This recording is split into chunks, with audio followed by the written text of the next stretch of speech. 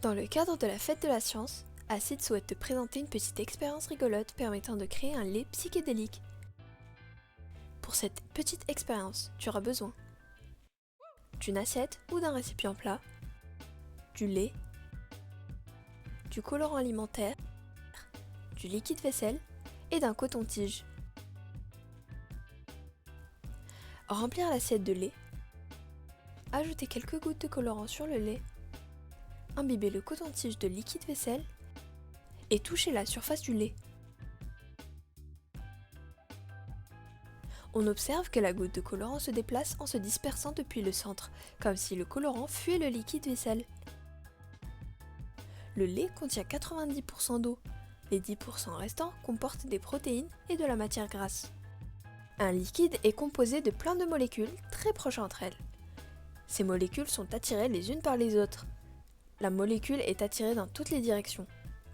Or, à la surface du liquide, les molécules en contact avec l'air ne subissent que les attractions venant des molécules à côté et en dessous d'elles. La molécule en surface est donc tirée vers le bas. La force qui tire ces molécules vers le bas s'appelle la tension superficielle.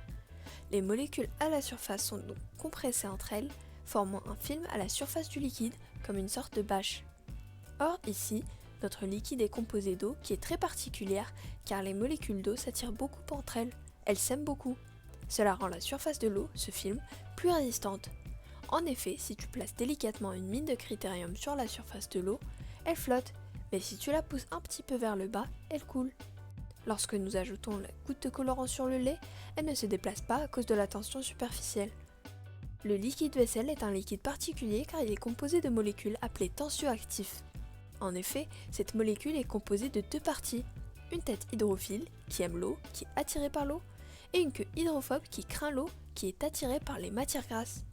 La propriété principale des tensioactifs est de diminuer la tension superficielle d'un liquide. Que se passe-t-il lorsque l'on ajoute du savon dans le lait? Il se passe deux choses.